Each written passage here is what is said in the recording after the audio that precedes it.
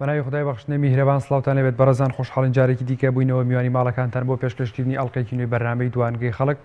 بەڕێزان تەوەری بەرنامەی ئەمڕۆشمان دەپرسین ئایا خەڵکی کوردستان لە پایچی ڕاپەڕینی کرد؟ خەڵکی کوردستان بۆچی ڕاپەڕینی کرد؟ بەڕێزان سەرنجتان بۆ یەکێک لەو کۆمنتانە ڕاکێشم کە لە تۆری کۆمەڵاتی فەیسبووکەوە بۆمان نێردراوە.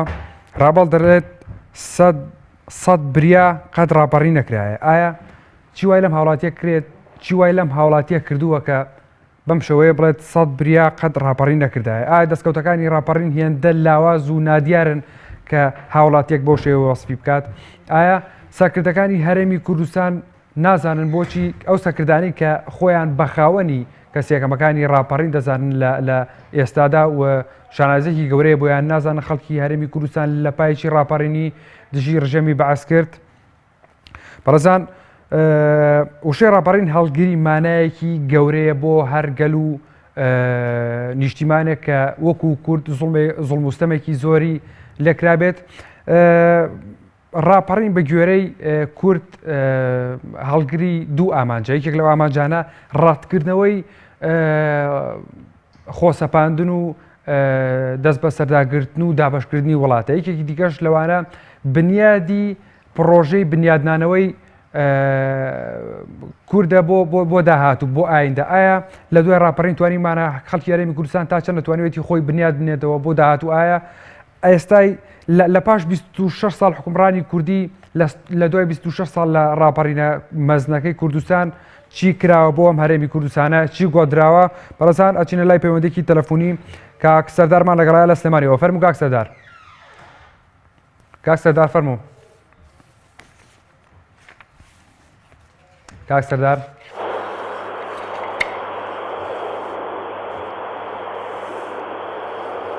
کاک سەردار. السلام عليكم. عليكم السلام ورحمة الله. كاك سەردار فەرموو. الو. فەرموو کاک سەردار گوێم لێتە. بەڵێ. الو. بەڵێ کاک سەردار گوێم لە جەنابتە فەرموو. الو.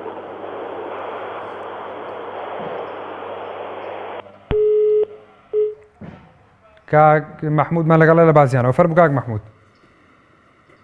ئەکاتەوە باش برای وەرز. زۆر سپاس. دەستخۆشی لە بەرنامەکەتانەکەم. زۆر سپاس کاک محمود. بە هیوای سەرکەوتن بۆ بەرنامەکەتان و بۆ کەناڵەکەتان. زۆر سپاس. بەڕێزم ڕاپەڕین گاڵەی خەڵکی خەڵک ڕاپەڕینی بۆچی کرد؟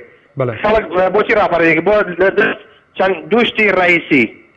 یەکەم نەبوونی ئازادی، دووەم چەوسانەوەی نەتەوەیی کورد بە کوردی قسەمانەکرد ئەچەوسێنەرە لەبەر ئەو دوایە بوو، نە لەبەر برسێتی بوو، نە لەبەر بێپارەی بوو، نە لەبەر بێپارەی بوو، نە لەبەر بێکاستی بوو. ئەو شتانەمە هەمووی فەراهەم بوو و هەبوو. بەڵێ ئەی ڕاستی بێ ئێمە ئێستاش بە هەمان دەرگاو ئەناڵێنین، بەڵام بە شێوەیەکی کە ئێمە ئەناڵێنین بەس لەبەرەوەی کە ئێستا کوردین ناچۆسێن، ئەگەران لەبەر هەموو هۆیەکانی ترە چۆسینەوە، لەبەرەوەی ئازادی نییە، کارەبا نییە، ئاو نییە، موچەند نییە، ئیش نییە. ئەمە ئەوە. دووەمیش بەڕاستی پێویستە ئەم ڕاپەڕینە کە یادیەکرێتەوە، من ئەوانە ڕاپەڕینە یادیەکەنەوە بەڕاستی کە هیچ ڕاپەڕینیان نەکرد. من ئەوانەی کە ڕاپەڕینە بەڕاستی ناومێت بوون، ئەوانە بەڕاستی مەویز بوون، بەڕاستی هیچ ئەمەلێکیان بۆ نەبووە. دەستخۆشی لە بەرنامەکەتان هیوادارم خەڵکی کوردستان بەڕاستی بەخۆیان بچێتەوە دەنگ نەدا بەم حیزبە دیکتاتۆرانە، ئەوانەی کە بەدوای ئەم حیزبانەوەن باڵێک ئێران و باڵێک تورکیا و سەروەت و سامانەکەی و بەچاوەزەکەی ئەخورێ بەڕاستی بەهۆش خۆیان بێتەوە عەقڵ بێتەوە مێشکی تاکەی بەدوای عەقڵی ژەنگایی و خەڵکێکی کۆنەپەرست و خەڵکێکی ئەوە کەوتووە کە بەدوای ئەجندای وڵاتانەوەیە. ئەجندای وڵاتانەوە تا ئەوەیە لەسەر کەعبەی پیرۆزیش بێتەوە دەوڵەتی کوردی و کیانی کوردی دروستکەی من تێکێتەوە من دژێتم ئەم دەلەستە و چاوەشەکردنە و پارەسەرکردنە لە ڕێی کەناڵەکانەوە و دیعایەکردنی بۆ ئەو حیزبە نازانم لە پای چی تاکەی بەخۆشەکە خۆیان نادەنەوە. دەستخۆشی لە بەرنامەکەتانەکەم. زۆر سپاس بۆ کاک محمود لەگەڵمانە بووی. سپاس بۆ پەیوەندیەکەت. بەڵێ بەڕێزان علی تاریانی دەڵێت خەڵکی ڕاپەرنی بۆ ئەوە کرد بە ئامانجەکانیان بگەن و ئازادی دەستەبەر بکەن. هەروەها ساکار سابیل دەڵێت خەڵکی ڕاپەڕینیان کرد تا زاڵمێک لەناو بەرن بەداخەوە کۆمەڵێک دز و مافیا جێگەیان گرتەوە. ئەچینە لای کاک بەرزان. کاک بەرزان فەرموو. ئێوارە باش برای بەڕێزەکەم. زۆر سپاس. من پێشەمە شتێ دەستخۆشی لێ دەکەم بەڕاستی تەوەرەکە ئەمڕۆکە بۆ ظروفی ئەمڕۆکە لە شوێنی خۆیتی بەڕاستی هیوادارم بەردەوامش بن لە کارە جوانەکانی خۆتانە. زۆر سپاس کاک بەرزان. من بەڕای خۆم وەکو هاوڵاتێک لە دەڤەری بادینان لە ناحیە کەلەکچی دادەنیشم. من نەفرەت لەو ڕاپەڕی ناکەم. خۆی ئەگە بت ئەوێ بە ڕاستەقینە ئەمڕۆکە دەبێت ڕاپەڕینی ڕاستەقینە دەبێت ئەمڕۆ بێتەکردن. بۆچی؟ ئێمە ڕاپەڕینمان کرد لە پێناوی چیە؟ ئێمە مختصر بە کورتیە ئێمە ڕاپەڕینمان کرد وڵاتی جەناب ڕاپەڕینی کرد لە پێناوی چیدا؟ خۆمان بەڕێوە بین بەڵام زۆر بەداخەوە لە دیای ڕاپەڕین ئێمە چیمان دەستکەوت سیرکە. ئێمە نووسمان دیکتاتوریەتێک لە ناو بین بەڵام دوو دیکتاتوریەتترمان هێناوە شوێنیان یەکیان ئێران یەکیان تورکیا و سەرەوەی ئەوەش تۆ سیر بکە. ئێمە ڕاپەڕینمان کرد زەرەرمان زۆرتردا سیرێکە لە شەڕی براکوژی سەدام حەسێن چەند مرۆڤی ئێمە لە ناو برد با بڵین 5,000 ئەنفادی بارزانیەکان با بڵین حەلەبچە نازان با بڵین فلان و فێستان و گەلە هەمووی نەگەشتە 40,000 کەس. بەڵام یەکەتی پارتی سەرکردەکانی خۆمان لەسەرەوەی 6,000 کەس بۆ سەرەوە ئەوەی ئازا و دلێر بوو دسۆزی خاک و نیشتیمان بوو هەمویان لە شەڕی براکوژیە لە ناو برد. بمان ئەوێ ڕاپەڕینەوە حتا خانەتنی ڕاپەڕینێک بەو معنایە بێت ئێمە وڵاتێکی سەربەخۆ بین ئێمە وڵاتێکی ئازاد بین. بەڵێ پێ دوای ئاماژەکانی ڕاپەڕین هاتوو دەدی دووبارێکەوەگە ئەزیێت نەوە قوربانت. کاک بەرزان پێ دوایە ئامانجەکانی ڕاپەڕین هاتوونەتە دی لە ئێستادا؟ من پێت ئەڵێم بە قوربان کام ئامانج حەز دەکەم بڵێ ئەو ئامانجەکەی شەڕی براکوژی دروست بوو ئەو ئامانجەکەی کە ئەمڕۆکە دوو داگیرکەری تر سەدامێکمان لە ناو برد و سەدام ترمان هێنا شوێنی ئێران و تورکیامان هێنا شوێنی کە ئەمڕۆکە بەڕوو ئەشکرا ئەبینین ئێرانمانەکە برای بەڕێزەکەم یعنی من مختصرەکە بەس ئەم قسەی بابکە مختصرەکە ئەمەم دەبێ ئێمە لە زاخۆ حتا خانەکەی ڕاپەڕینێکی ڕاستەقینە دیکتاتوری لە ناو ببین بەس ئەوە. بەڵێ سوپاس بۆ کاک بەرزان لەگەڵمانە بووی سپاس بۆ پەیوەندیەکەت. بەڵێ بەرزان سەباح گەڵاڵی دەڵێت خەڵکی کوردستان ڕاپەڕینی کرد بۆ ئەوەی بە ئازادی بژی.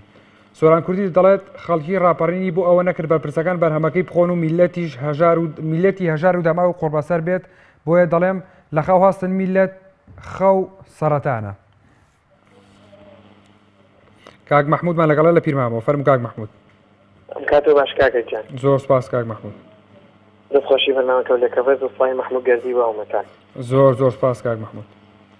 کاکێک گیان بەڕاستی ئەمڕۆ ڕاپەڕین کرا بەڵێ ڕاپەڕین کرا بە خۆشحاڵی و ڕاپەڕینێکی باش بوو ساڵەخوا بەزیابێ حکوومەتێکی کوردی هاتوۆتە سەر حکوم بەڵام بەڕاستی هەندێک لایەن هەندێک هەنە ئەمە تێک دەدەن ئەمە ئاژاوە ئەنێنەوە لە وڵاتەکەیە ئێستا ئەماژاوەیەکە نراوەتەوە لە شنگال تیرۆریستانی پەکەکە ئاژاوێن لە شنگال لە ناوەتەوە ناژاوێن ناوەتەوە لە کوردستانە ئەو تیرۆریستانە وڵاتەکە بەجێبێڵن کەسێکی کەسایەتێکیش لایەنێک بە تیرۆریست نازانین ئەوە بۆ چوونی خۆتە. کاک مەحموود پێ دوایە ئامانجی ڕاپەڕین هاتوونەتە دی ئێمە قسەمان لەسەرەوەیە نەک بە تیرۆریستکردنی هێزێکی کوردی. بەڵێ بەڕێزم ڕاپەڕین هاتووە ئامانجی هاتوۆتە دی و باوە هێزێکی کوردینە و هێزێکی تیرۆریستە و زۆر سپاس بۆ کاک مەحموود لە پیرمامەوە لەگەڵمان هەبووی زۆر سپاس بۆ پەیوەندیەکەت.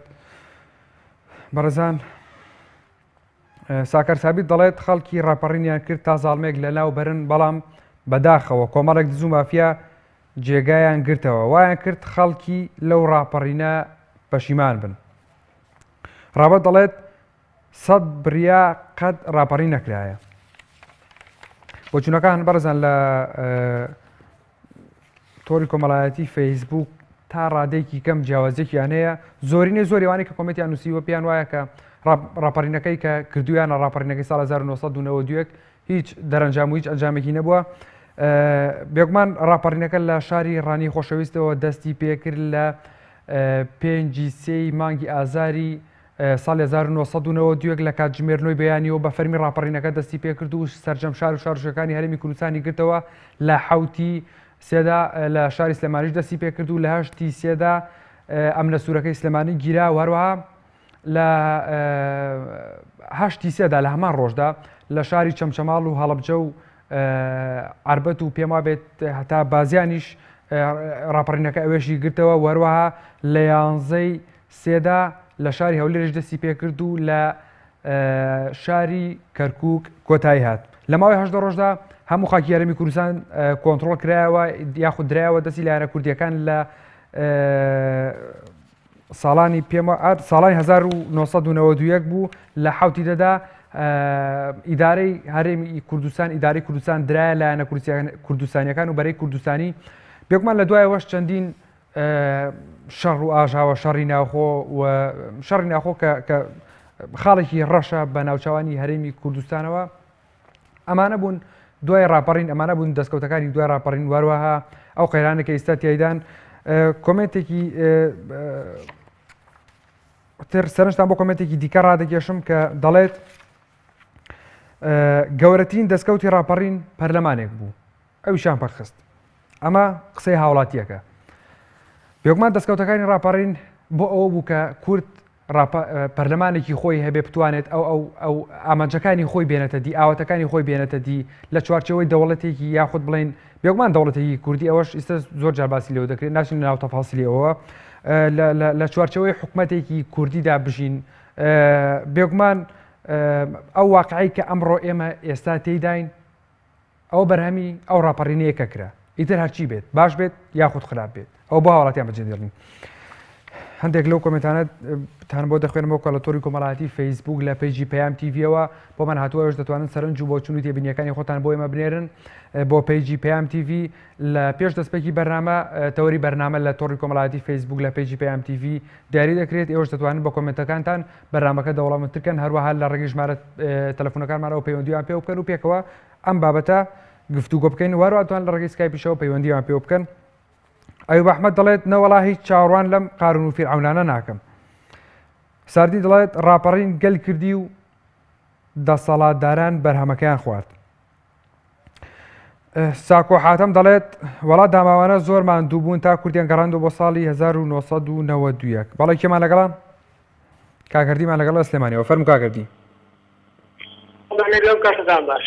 هەموو کاتێک کاکردیان فەرموو ئەو ماسەکەم وڵا سەوارت بە ڕاپەڕین چی کرد؟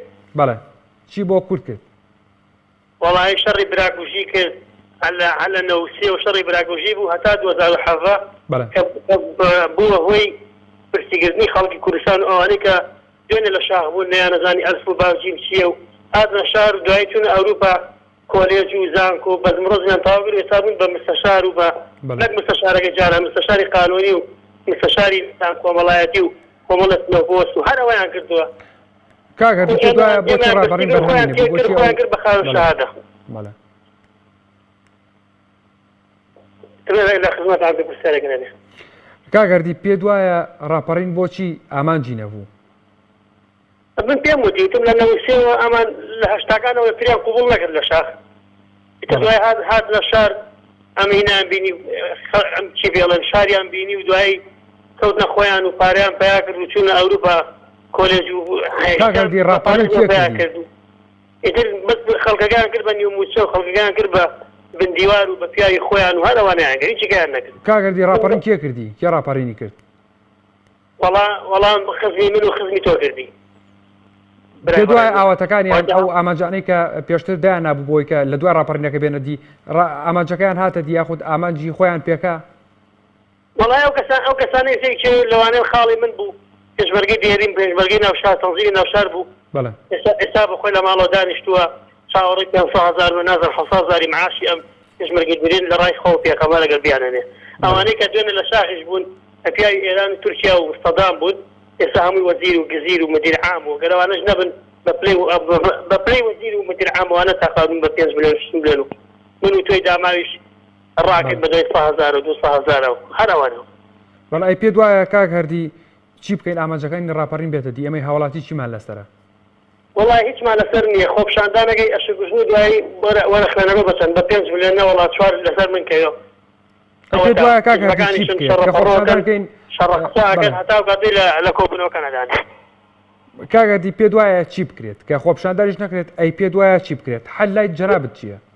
بەڕای من ئاوا من ئێستا چۆن لە بەرامبەر جەنابەت دانیشتوم بەرامبەر کەناڵی پێیان نووسراوە خەڵکی ڕاپەڕین بۆچی کرد هەموو خۆمان دانیشتین تەلەفۆنەکەین و ئەگەر هەبێت چ ڕۆژارە مانگی جارێ ڕوبع معاشەکە هەیە و ئەچینە دەرەوە گەر کاسێک هەبێ ئەیکەین و ئیتر خوا لێیان بیان پارێزێ و نەمان فڕێنن ماڵیان ناوەڵێ هەرەوە هیچمان پێ بەڵێ سپاس بۆ کاگەردی لەگەڵمانە بووی لە سلێمانیەوە سپاس بۆ پەیوەندیەکەت بەڕێزان ئەو پەیوەندیانەی کە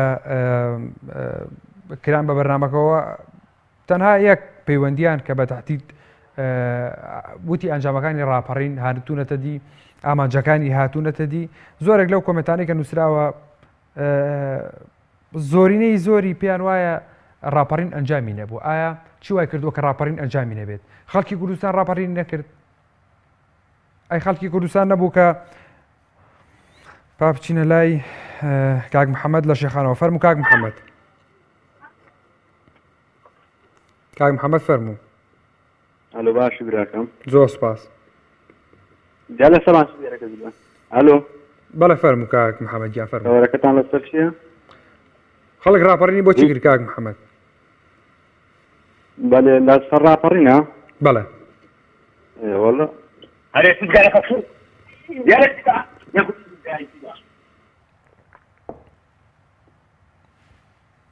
کاک محەممەد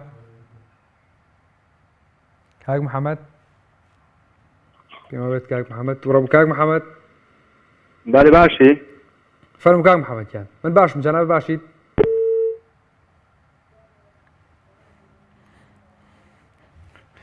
کاک محەممەد پێم وابێت پەیوەندیەکەی پشرا کەمێکیش تووڕە بوویتر پێم بێت پەیوەندەکەی لای خۆی پشرا بە هیوای کە بتوانێت پەیوەندیمان پێوە بکاتەوە محەممەد سلێمانی دەڵێت لە دوای 26 ساڵ ڕاپەڕین ببورن لە دوای 26 ساڵ ڕاپەڕین هیچ بۆ هاوڵاتیان نەکراوە و نەبووەتە هۆی برسیکردن و بردننی سامانی وڵات ئەمە بەرهەمی ڕاپەڕینە لای کاک محەممەد سلێمانی هەڤاڵ دەڵێت لەخوا بە زیاد بێت ئێستا ئازادیەک هەیە ئەوە هەموو شتێکە کاک هەڤاڵ پێی وایە ئێستا ئەو ئازادەیەکە هەیە هەموو شتێکە بێکمان ئازادی ژێکێک بوو لەو دەستکەوتانەی ڕاپەڕین بەڵام هاوڵاتیان ئەوانەی کە ڕاپەڕینیان کرد بە خەونی زۆر لەوە گەورەترەوە لە ئازادی گەورەتر بەدیپێنن کە خۆشگوزەران بن تەنها ئازادی نەبێت تەنها ئازادی نەبێت ئیسەش ئازادی بە شێوەیەک لە شێوەکان هەیە بەڵام با بڵین خەڵک برسیە خەڵک بێزارە قەیرانێکی زۆر هەیە ڕاستە ئازادی هەیە بەڕێزان سۆران کوردی دەڵێت خەڵک ڕاپەڕینی بۆ ئەوە کرد بەرپرسەکان بەرهەمەکەی بخۆن و میلەتی هەژار و داماویش قوربەسەر بێت بۆیە دەڵێم لە خەو هەستن میلەتی کورد خەو سەرەتانە هەموو ئان و زەمانێ عینی بێموچەیی و بێکارەبا و بێخزمەت گوزاریەکانە کاک سۆران کوردی وا دەڵێت عەلی تاریانی دەڵێت خەڵک ڕاپەڕینی بۆ ئەوە کرد بە ئامانج بگەن و ئازادی دەستەبەر بکەن ساکار سابیر دەڵێت خەڵکی ڕاپەڕینی کرد تا زاڵم لە ناو بەرن کاک محەممەدمان لەگەڵای لە سلێمانیەوە فەرموو کاک محەممەد کاک محەممەدیان فەرموو بەخۆشی بەرنامەکە لێکم زۆر سپاس کاک محەممەد ڕاستی بە بڕوای من نەک ئامانجەکانی ڕاپەڕین نهاتۆتە دی بەڵێ بەڵکو زۆربەی خەڵکیش کە خەڵکی ڕاپەڕینیان نەکرد خەڵکی بە بڕوای من بۆ ئازادی ڕاپەڕینیان نەکرد بۆ دەستکەوتنی مافەکان ئەو کاتە خەڵک ڕاپەڕینیانی کورد دەتوانێت خۆش گوزەران و با بڵێن ئامانجەکانی پێش ڕاپەڕین کە بەو خەونەوە ڕاپەڕینیان کرد لە دوای ڕاپەڕین ئەو خەونانە هاتنەدی پێ دوایە بەڕاستی لەلایەن کۆمەڵی کەسانی نابەرپرسەوە کە خۆیان کرد بە سەرگردی ئەم میلەتە عنی بەڕاستی هەر شتێک لە سەرەتاوە کە میلەت قبوڵی کرد بەرپرسەکان بە کەسانێکی تێنەگەشی داهێن دەوا هەر لە سەرەتاوە کە زانیان کۆمەڵی کەسانی گەندەڵکار ئەم پۆستانیان کردوتە دەست یعنی هەر زوو ڕاپەڕینیان پێ تەنیا چارەسەریش بە بڕوای من هەڵسانی میلەتە بە شێوەیەکی جیاواز کەسانی شێوە بۆ شوێنی شیادا بێ پێ دوایە کاک محەممەد ئەگەر ڕاپەڕینێکی دیکە بکرێ وەکو خۆ دەڵێیت ئامانجەکانی پێکێت هاوشەوەی ڕاپەڕینی ڕابردوو یعنی پێ دوایە جیاوازی چێ بێت لەگەڵ ڕاپەڕینی ڕابردوودا ڕاپەڕینی باریێزار بەڕاستی جیاوازێکی زۆرە ئەو کاتی کە دژی ڕژەوی بە ئەساسان بەڵام ئێستا حەل لە يعني لا دجي كومالا كساني قندلكارانه على خودي ميلتك خويا حلقلاون لا كومالا كساني شيا يعني كساني فور شهرزاد ابزيد يعني راپرنا يكتب بروي من تنا شهر سنه كميلاد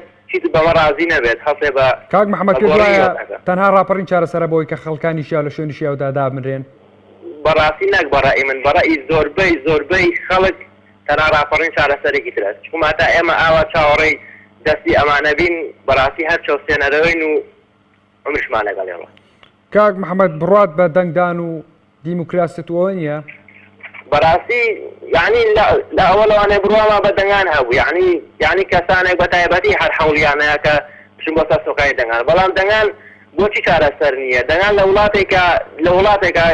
لولات سپاس بۆ کاک محەممەد لە سلێمانیەوە لەگەڵمانە بووی سپاس بۆ پەیوەندیەکەت کاکگوەلیمان لەگەڵایە لە کلارەوە فەرم کاکگوەلی کاکگوەلی ئەگەر دەنگی تەلەڤیزۆنەکەت کیس بکەی بۆی بە جوانی گوێت لە سەوتی من بێت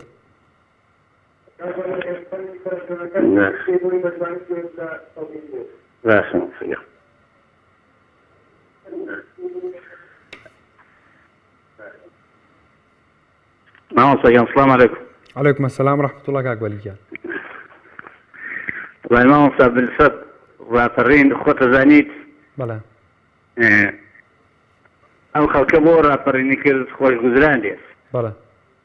بدواي خلق قشتي لجاتي ياد كدنوي رابرين قشتي حساب كانوا خود تعزيوايا. بلى.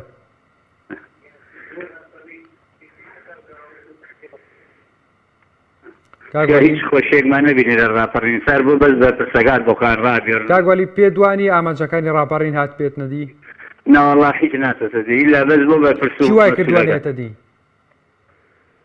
ئەمە بەسی ئەوەیە هاتیە خۆش خەڵک ئازادەوتەوە بەس ئازادی ئێ خۆشگوزەرانی بەس ئێمە خێمە خەڵک خۆشگوزانی گەرە خەڵک هیچی نییە بیخوا خەڵک کاسی نییە بیکات چی وای کردووە کاکوەلی ئامانجی ئەو ڕاپەڕینە مەزنا ڕاپەڕینە گەورەیەکستان بەشدار هەر لە هەر شارێکی کوردیە ئەو ڕاپەڕینە کرا و بەڕێوە چوو پێ دوایە بۆچی ئامانجی نییە بۆی خەڵکی کوردستان ئەم ڕاپەڕینەی کرد بۆچی لە ئێستادا ئامانجی ئەو ڕاپەڕینە گەورەی نابینێت مامۆستاگیان هۆی نەعەدالەتیە نەعەدالەتی لەبەرەوە نەعەدالەتی هەیە لە بودجا لە ئینسانی شیاو نییە لە جێگای شیاو خۆیان نابێت ئاگای لە خەڵک بێت ڕێگەمووی شادەمە چۆن توانی کەسانی شیاو بخێنی لەو بوارانەوە بەڵێ ئەوەیە هۆ کارەکەی بەڵێ کاکوەلی چۆن بتوانی کەسانی شیاو بخێنە شوێنی شیاو ئێمە هاوڵاتی چۆن نتوانانی ئەمە بکەین وڵا قەت ئینشەڵڵا خوا شێگای وام نەداتێ لەبەرەوە چونکە ئەوە ئینسان عەداڵەتی باید چێتە جێگانە بەڵێ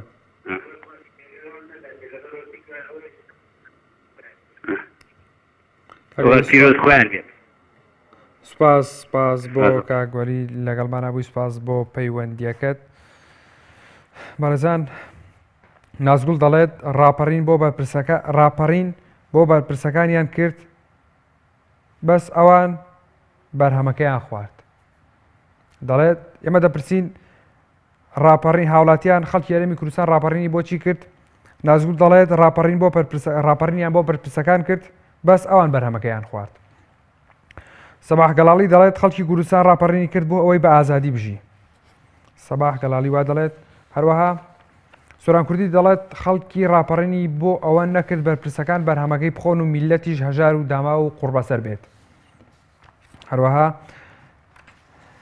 سامان عوسمان دەڵێت ڕاپەڕین جگە لە مەینەتی و بۆ میلەت جگە لە مەینەتی و تاڵانکردنی کوردستان لەلایەن دوو بنەماڵەوە هیچی تر نەبووە سامان عوسمان وا دەڵێت شێخ شۆڕش دەڵێت خەڵکی کوردستان بیان زانایە ئەمە بەرهەمی ڕاپەڕینە بە هیچ شەوەیەک ئەو ڕاپەڕینەیان نەدەکرد سکالا عەزیز دەڵێت دزیکردن و ڕووتاڕەوەی خەڵک و دابەشکردنی سامانی وڵات لە نێو خۆیاندا جگە لە دواکەوتی و گەندەڵی هیچ بەرهەمێکی نەبوو بۆ خەڵک عومەر عەلی دەڵێت بەداخەوە بۆ میلەت لە دوای 26 ساڵ توانیان تووشی ئەم دەردانەمان بکەن خەمۆکی بێ ئیشی قەرزداری براکوژی دزیکردن پارەی خەڵک دزی بێسیقەیی گرانی بێغیرەتی خۆخواری بێڕەحمی خواردنی حرام و چاواشەکاری زۆر شتی دیکە بەداخەوە شادیمان لەگەڵا لە ڕانیەوە فەرموخات و شادی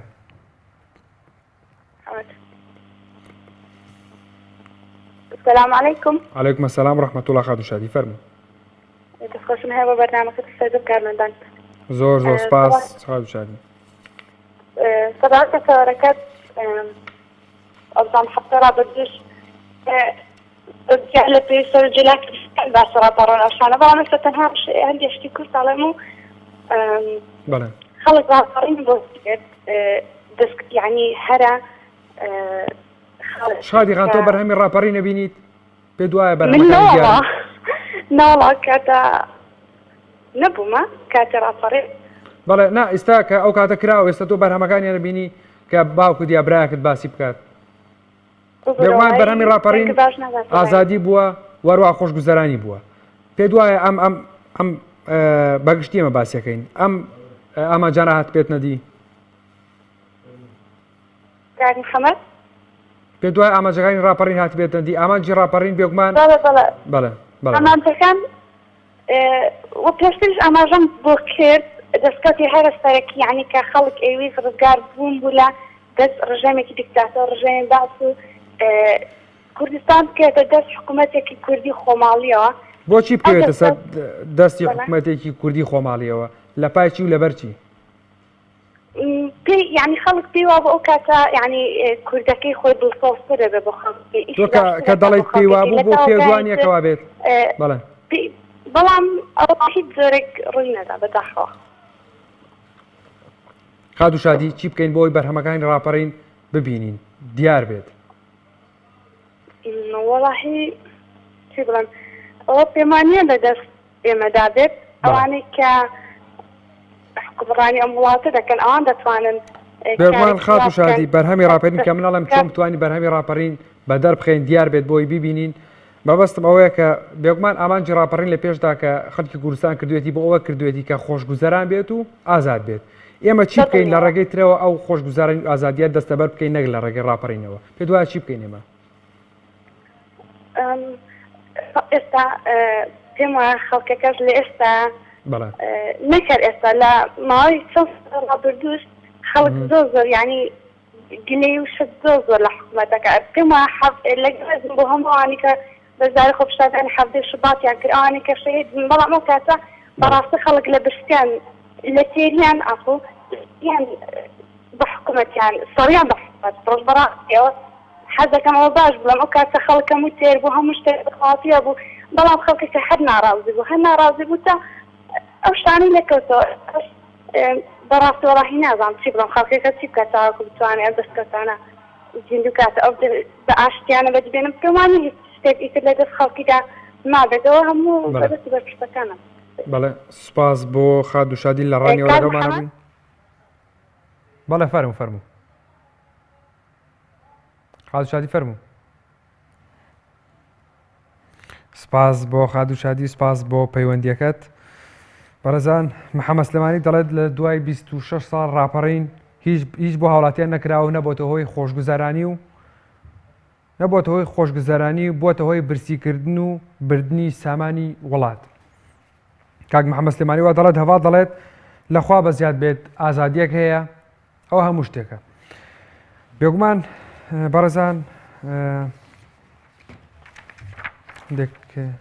کاک علیمان لەگەڵایە فەرموو کاک علی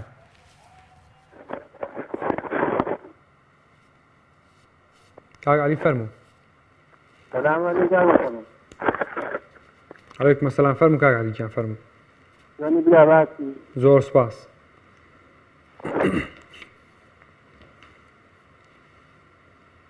کاک علی گیان فەرموو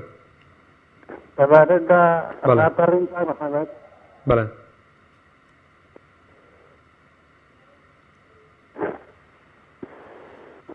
وەڵامرا ڕاپەڕین بەڵێ گونجاوە بۆ خۆیان بۆ دەبارە بۆ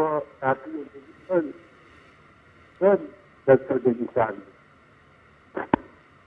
کاگالیەکە بتوانین تۆزێک کەمێک سەوتت بەرز بکەیتەوە خەڵەکەن ڕاپەڕین بۆ بەڵێ بۆ پارتیەکێکی زۆر گونجاو بوو خەڵێکی زۆر ڕاستاندی بۆ خۆیان بەڵێ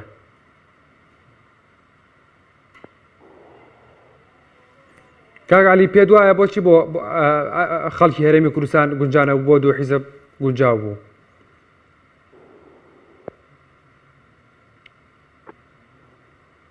والله جان محمد خلق يتندار واي زاني بله اي زاني واي زاني زور امان جدان بودت دي واي زاني زور ابو تلدريا نابو يسدي وكسي زور فوتي زاني دي ولا ما زاني اور دجي كوايدي بله بله سپاس بۆ کاک عەلی لەگەڵمانە بووی سپاس بۆ پەیوەندیەکەت بەڕێزان بۆ چوونی هاوڵاتیان جیاوازە لە سەر ڕاپەڕین من خۆم بۆ خۆم سەرنجی وتەی هاوڵاتیەک ڕاکێشام هەر لە شاشەی پێیامەوە کەوتی بێگومان ڕاپەڕینەکە لە دەواازەی ڕاپەڕینەوە لە شاری ڕانیەوە دەستی پێکرد کە بە دەواازەی ڕاپەڕین نووسراوە با بڵێن ناسراوە وتی لە 5/3 کە ڕۆژی ڕاپەڕینەکەی لە ڕانیەوە کە دەستی پێکرد لە 5/3 ڕانیە ئەبێتە پارێزگا بەڵام لە 6/3 ئەبێتەوە بە قەزا.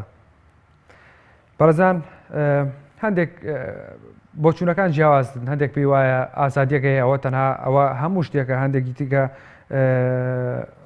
کێمان لەگەڵایە کاک عەلی لە سلێمانیەوە فەرموو کاک عەلی. کاک عەلی گیان فەرموو. السلام عليكم. وعليكم السلام ورحمة الله. شلوني برادر ماشي؟ زۆر سپاس کاک عەلی گیان. ویشم پەیوەندی بکەم لەبارەی ڕاپەڕینەوە. بەڵێ فەرموو. برادر دەگەم ڕاپەڕین کەکە بۆچی کرا خەڵک بۆ کردیکەوە لەسەر زوڵم و زۆرداری حیزبی بەعس ڕزگاری بێ و ئەو خەڵکە پێ دوایە خەڵکی کوردستان لەگەڵ زوڵم و زۆرداری ڕزگاری بووە بەداخەوانە نەمەزانین مەجموعەیە دوو بنەماڵەی دەست هێنە تەخفکم بەڕاستی ئەکۆنەکانی خەڵک لە حیزبی بەعس زۆر خراپی بە خەڵک. کاک عەلی پێ دوایە خەڵک لە دەست زوڵم و ستەم ڕزگاری بۆ ئێستا لە دوای ڕاپەڕین؟ وەڵایی غێری ئەو دوو بنەماڵەیە باوەڕ ناکەم کەسی کە سوودمەند بوو بێ لەوە مەگەر یەکێکی خەڵکێکی چتاخۆری چۆن لە زمانی بەحتا خەڵک جاش بوو لە بەستانی پارە ئەبوو بە جاش و ئەچوو بە گوشت پێشنەگەی شەی دەکرد ئێستاش هەر بەو شەوەیە. بەڵێ پێ دوایە کاک عەلی ئێمە چی بکەین هاوڵاتیان چیان لەسەر بەوەی کە دەستکەوتەکانی ڕاپەڕین بەدی بهێنین. پێشنەگەڵم تا ساڵی 85 بینار بووم توانام نەمابوو پێشنەگای بەتەسی بوومەوە بەڵام بەداخەوانێ من زۆر پەشیمانم کە لەو پێشنەگازی کە کردوومە بۆ ئەم دوو بنەماڵەیە. بەڵێ کاک عەلی پێ دوایە ئەو خەڵکە چڵتاوخۆری کە دوای ئەم دوو بنەماڵەیە کەوتووە نازانم بە چ شێوەیەک دیماحیان یەکەم تەمەشاتی کابرایەکە کردووە بە سەرۆکی هەرێم حەسەن خوێنواری نییە. نەبوو بوورە کاک عەلی ئێمە قسەمان لەسەر ڕاپەڕینێتەوە بەرنامەکەمان لەسەر ڕاپەڕینە پێ دوایە ئێمە چی بکەین بۆی دەستکەوتەکانی ڕاپەڕین بهێنینەدی ئێمە هاوڵاتی چیمان لەسەرە؟ لە ئەوروپا ئەگەرێکێک حکم کات وەزیر بێت یان سەرۆکی وەزیران بێت ئەگەوتیان تۆ دزی واز لە فۆتەکەی نییە ئەڕواش ئەوڵاتیش بەجێڵێ کەچی ئەمانەتی ئاڵێ دزن زیاتر دزیەکەن و هەر بە خاڵیشان نایە. بەڵێ سپاس بۆ کاک عەلی لە سلێمانیەوە لەگەڵمانە بووی سپاس بۆ پەیوەندیەکەت. بەڕێزان شێخ شۆڕش دەڵێت خەڵکی کوردستان بیان زانیایە ئەمە بەرهەمی ڕاپەڕینە بە هیچ شێوەیەک ڕاپەڕینیان نەدەکرد. سکالا عەزیز دەڵێت دزیکردن و ڕووتاراوی خەڵک دابەشکردنی سامانی وڵات لە نێو خۆیاندا جگە لە دواکەوتی و گەندەڵی هیچ بەرهەمێکی نەبووە بۆ خەڵکی هەرێمی کوردستان. عومەر عەلی دەڵێت بەداخەوە بۆ میلەت لە دوای 26 ساڵ تووشی ئەم دەردانەیان کردین. خەمۆکی بێئیشی قەرزداری براکوژی دزیکردن پارەی خەڵک دزین هەروەها بێسیقەیی گرانی بێغیرەتی بێڕەحمی خۆخۆری زۆرشتی دیکە بەداخەوە. کاک عومەر عەلی وا دەڵێت. کەمال محەممەد دەڵێت گەورەترین دەستکەوتی ڕاپەڕین پەرلەمانێک بوو ئەویشیان پەخست. ساکۆ حاتم دەڵێت وڵات داماوانە زوو بوو تا کوردیان گەڕاندەوە بۆ ساڵی 1992. نازگول دەڵێت هیچ شتێک بە هیچ شێوەیەک پەشیمانم بە هەموو شێوەیەک با بڵێن پەشیمانم لەو ڕاپەڕینەی کە کردم چونکە دەستکەوتەکەی بۆ چەند کەسێک بوو. ساردین تۆفیق دەڵێ ڕاپەڕین گەل کردی و دەسەڵاتداران بەرهەمەکەیان خوارد. ئەیوب ئەحمەد دەڵێتنە وەڵا بە هیچ شێوەیەک چاوەڕوانی هیچ لەم قارن و فیرعەونانە ناکەم. بەڕێزان بۆچوونەکان وەکووتمان جیاوازن بەڕاستی زۆرێک لەو هاوڵاتیانە پێیان وایە کە ڕاپەڕین بەرهەمی نەبووە و ئەوان دەستکەوتەکانی ڕاپەڕینیان نەبینیوە. ئایا بەرپرسەکان ئەو بەرپرسانی کە پێشتر لە ڕاپەڕینەکاندا بەشدار بوون بێگومانە هەموو بەرپرسەکان بەشدار بوون و کە ئیستا دەسەڵاتدارن یعنی پێیان وا بوو خەڵکی ئەو کاتە بۆچی دژی ڕژەمی بەعەز ڕاپەڕین دەکات. بەڕێزان کێمان لەگەڵا نەزدەخامان لەگەڵایە فەرموو مەزراخان فەرموو مەزراخان.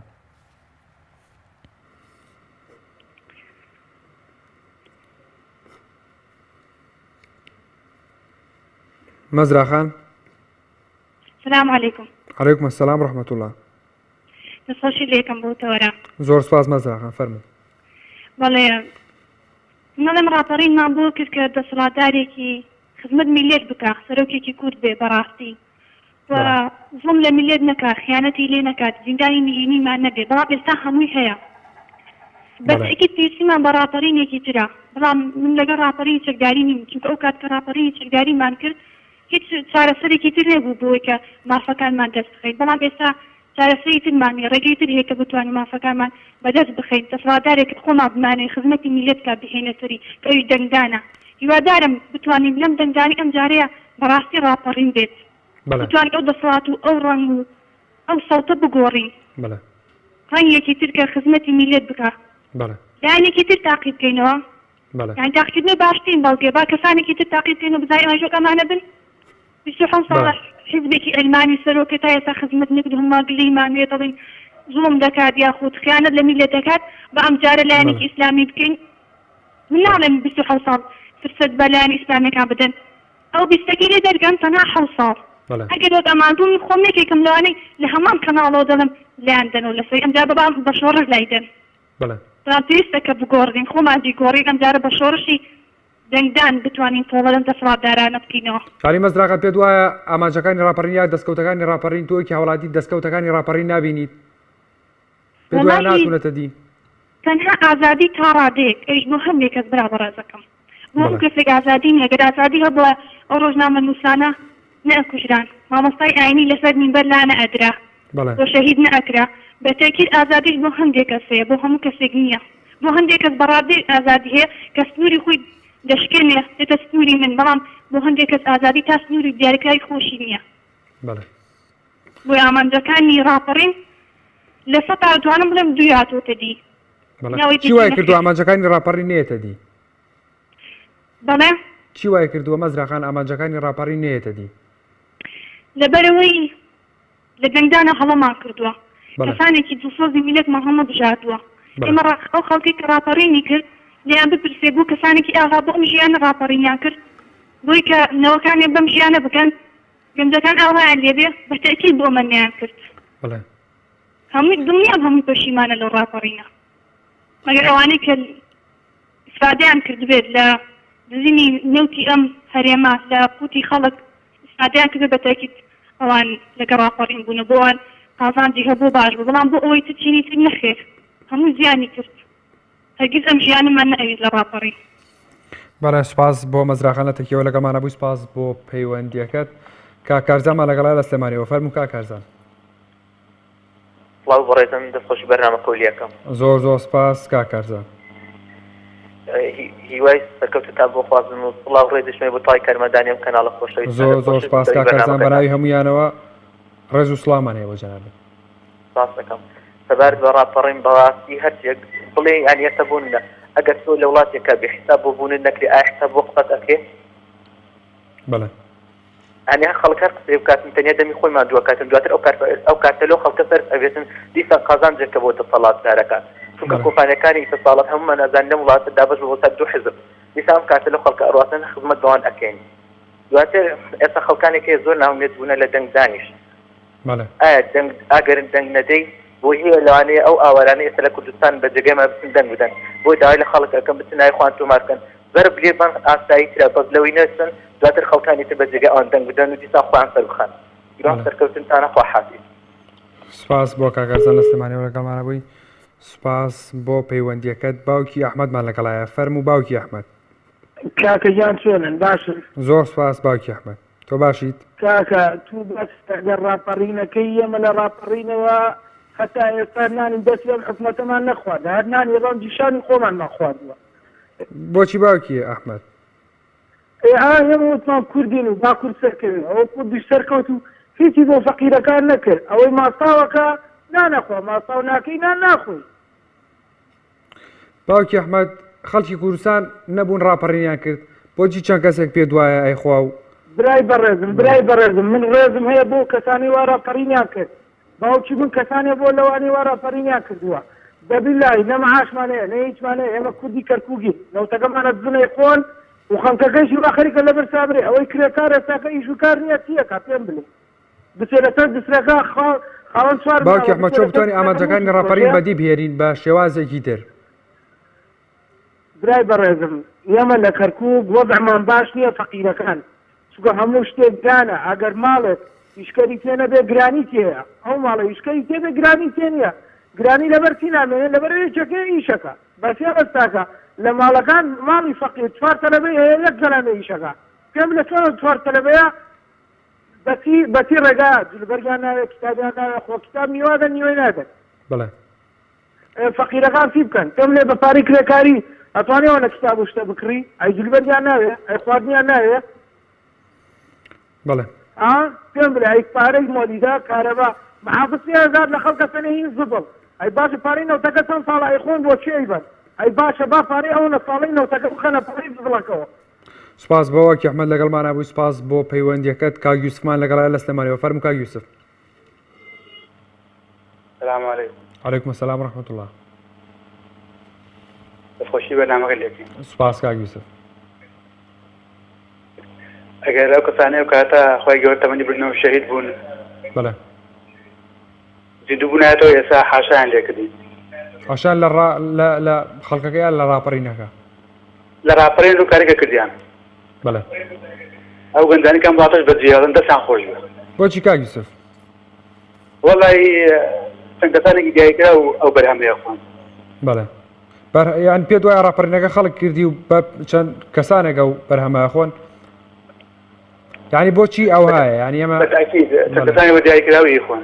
بەڵێ بۆ نمونە ئێستا تۆزەی کەناڵی ڕووداوەکە ئەو مەسەفەی لەو کەناڵەیە ئاکریا ئەوەی کە خەڵک باسای خەیاڵیە. بەڵێ ئێمەی داما و مسلمانان کەناڵێکی ناوخۆیان بە وەڕێوە ناچێ ئەی ئەوان بەڵێ هەر ئامۆزایە و برازایە و خاڵۆزایە خۆ کەناڵێک داهێنێ. بەڵێ تەبەرز. سپاس بۆ کاک یوسف لەگەڵمانە بووی. سپاس بۆ پەیوەندیەکەت. ساردین تۆفیق دەڵێت ڕاپەڕین گەل کردی و دەسەڵاتداران بەرهەمەکەیان خوارد. نازگوڵ دەڵێت هیچ لە هیچ شتێک پەشیمان نیم بەڵام لەو ڕاپەڕینە پەشیمانم چونکە سوودەکەی بۆ چەند کەسێک بوو. محەممەد سلێمانی دەڵێت لە دوای 26 ساڵ ڕاپەڕین هیچ بۆ هاوڵاتیان نەکراوە نەبۆتە هۆی تێرکردنی هاوڵاتیان و بۆتە هۆی برسیکردن و بردننی سامانی وڵات لە نێوان بەپرسەکاندا. باوکی محەممەد با لەگەڵ سلێمانیەوە. فەرموو باوکی محەممەد.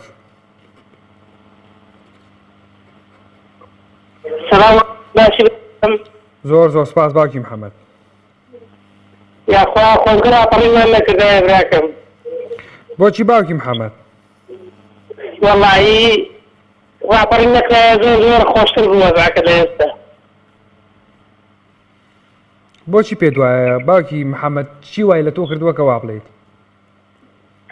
هیچ نەگۆڕاوە هاتە شتێکم پێ بڵێ کە بەرهەمی هەبوو ڕاپەڕین هیچ بەرهەمێکی نەبوو خراپتر بوو هیچ باز نەبووەتە.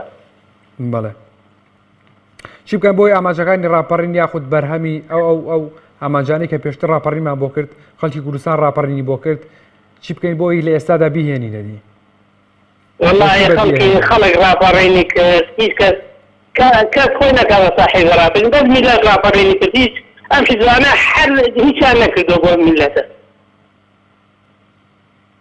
خەونەکانی میلەت هاتە دی کاتێک کە ڕاپەڕینی کرد بۆی یان خەونەکانی میلەت هاتە دی کاتێک کە ڕاپەڕینی بۆ کرد والله نهاتە دی هیچ نهاتە دی بەڕاستی ئەگەر بایەتایەتە دی وەزع بازە بوو دەسەر شتێکم پێ لێ باش بێت ئاو کارەبا هیچت هەیە شتێکم پێ بڵێ ئێستا بۆ میلەتەیان کردوێت دەخوازی بەرنامەکەتان یەکەم لای سەرکەوتن خۆزگا بە خۆزگای و خۆی ڕاپەڕین نەکرایە هەزار سەیف. سپاس بۆ باوکی محەممەد لەگەڵمان بووی سپاس بۆ پەیوەندیەکەت. بەڕێزان ئەمە یەکێکە لە بەرهەمەکانی دوای ڕاپەڕین کە کەسێکی وەکو باوکی محەممەد دەڵێت خۆزگە ڕاپەڕین هەر نەکرایە یعنی چی وای لەم هاوڵاتیە کردووە کە وا بڵێت بێگومان من ناتوانم لە ڕوانگەی خۆمەوە قسە بکەم بەڵام بێگومان شتێک ئەبینێت کە بەدڵینی یاخود هەمان ئەو زوڵما بینێت کە لە پێشترا لێ کراوە ئێستاش لێ دەکرێت. بەڕێزان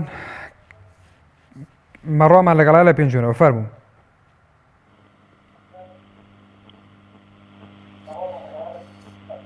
السلام عليكم. وعليكم السلام. خاتم مروه فرمو.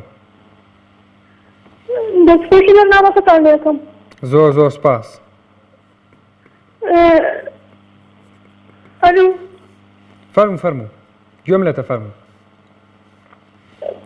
الو. جملة فرمو. براكم تبارنا يادي الرافرين وانا راپەڕین بۆ خەڵکێک بووە بەتایبەت بۆ ئەو حیزب بووە ئینا ڕاپەڕین بۆ خەڵکی هێرێمی کوردستان نەبووە. بەڵێ جنابەت بەشداری هیچێکێ لەو ڕاپەڕینانە بووی؟ بەڵێ جنابەت بەشدار بووی لەو ڕاپەڕینانەدا کە لە شار زۆربەی شارەکان کرا؟ نەخێر من بەشدار نەبووم بەڵام دەرهەمەکەشیمان نەبینیوە یعنی ئەو کەسانی دایکمان دۆستمان باتیرمان ئەو کەسانی کە ڕاپەڕینیان کردووە ڕاپەڕین بۆ ئێمە نەبووە ڕاپەڕین تەنها بۆ کۆمەڵە کەسێک بووە. بەڵێ و ئەو کەسانەشی کە زەنگیان داوەت و ئێستاڵێ پەشیمانین ئەبوو ئەو کەسانە بۆ ڕاپەڕینێکی تر ئەگەر ڕاپەڕینێکی تر بکەن بە دەنگدان کاتێک کە چوونە سەر سندوقەکانی دەنگدان ئەو کاتە ڕاپەڕینکەن نەک ئێستا بڵێ بە چەک و دەوانە ڕاپەڕین ناکرێت تازام سەردەمە جیاوازە ئەبێ بە دەنگدان کاتی دەنگدان کەس میری نامێنێت هەمووی ئەو شتانەی هەمووی میرەچێتەوە دیسان ئەبێتەوە بە شەڕەپەڕۆ ئەنجا کونیاڵن بەرهەمی ڕاپەڕین ئازادیە کامە ئازادی بەڵێ سەیری هەزاران گەنجی موسڵمانەوە لە زیندانەکانە ئەی بۆ کەس باسی ئەوانە ناسا ئازادی بۆ کێ ئازادی تەنها بۆ گۆرانی بێژ و هونەرمەندەکانە هەزاران مەلایان توش کەس دەن نەهاو لەسەری بەڵێ سپاس بۆ بەناحەقوە لە زیندانە بۆ کەس باسی ناکا. سپاس بۆ مەڕوا لە پێنجونەوە لەگەڵمانە بووی سپاس بۆ پەیوەندیەکەت هەنگاومان لەگەڵایە فەرموو. بەڵێ گیان بەڕێت تا یادی ڕاپەڕین دەکرێتەوە من کەسێکم بەشداری ڕاپەڕینم کردووە ئەو کات تەمەنم تقریبان مێر منداڵە بووم کە بەشداری ڕاپەڕینم کرد لە هەولێر ئێمە بەشداریمان کرد برایەکشم شەهید بوو برایەکشم بریندار بوو وە منیش لە شەهید گەڕامەوە خەریک بوو شەهید بم ئەمانەی ئێستا کە دەسەڵاتیان گرتۆ دەدەت ئەمانە هیچیان نەمدیتر تەنیا ئێمەی خەڵک بووین بەش دایکمان و برامان و ئەو کەسوکارانە ئێمە هەمووی نیشتیمان پەروەری کەڕقوتیێنەمان بەرامبەر دیکتاتۆر بوو ویستمان وڵاتێک بینینە بەرهەم جانی خۆمان سیدا کرد شەهیدماندا بۆ ئەوەی ئازادی لە نیشتیمانەکەمان دروست بێ ئێمە پێشکەوتین بۆ ئەوەی هیچی تر نیشتیمانەکەمان تووشی نامەتێکتە نەبدە بەڵام نەمانزانی کە لە کەسانێکی تر دەسەڵات دەگرنەوە دەر تەنیا بەرژەوەندی خۆیان لە پێنا و ژیانی خۆیان فەرق و جودایی لەگەڵ چینی ڕاپەڕین دەکەن کە لەگەنەوەی ڕاپەڕین دەکەن ئەوانەی کەماندی بووینە کە ئێستا بێبەشن لە ژیان هیچ ژیانێکیان نییە تەنیا لە بەرژەوەندی خۆیاندانە بەڵام ئەگەر لە بەرژەوەندی خۆشیان دانەبی ئەوە کوشتوبڕ دروست دەکەن ئامادەنە خەڵکی کوردستان هەمووی لەناو بن و شەهیدکەن بسەوتینن لە پێناومانەوەی ژیانی خۆیان ئەوجا لەگە دەوڵەتان پەیوەندی دەکەن بە هەر جۆرێک بێت. کاک هەنگاو چی بکەین ئێمە وەکو هاوڵاتی دەستکەوتەکانی ڕاپەڕین بەچای خۆمان ببینین. ئێمە وەکو هاوڵاتی ناڵین هەر کەمێک و بەشێک دەبی هەمومان ئێمەی هاوڵاتی خەمخۆری ئەو کەسانە بین کە ڕاپەڕینمان کرد کە شەهیدماندا هاوخەمی ئازادی بووین، هاوخەمی نیشتیمان پەروەری بووین، هاوخەمی کوردستانمان بووین بەرەو کوردستانێک کە پێش بکەوێت دوور بکەوێتەوە لە هەموو گیر و گرفتێکی ناخۆش. ئێمە هاوخەمی ئەوە بووین. ئێستاش گەلی کوردستان دەتوانێت هەمویان پێکەوە بتوانن خۆیان ڕێک بخەن نیشتیمانێک دروست بکەن. ئەوانەی کە جیاوازی لەگە گەل دەکەن یاخود دژی گەلن ئەمانە وەلا بنێن. ئێستا ئەوە دەتوانێت گەلی کوردستان بپێکەوە هەمویان بڕیاری خۆیان بدەن. بەڵێ بەڵێ سپاس بۆ کاگەنگاو لە هەولێرەوە لەگەڵمانە بووی. سپاس بۆ پەیوەندیەکەت. لازۆمان لەگەڵایە. فەرموو لازۆ.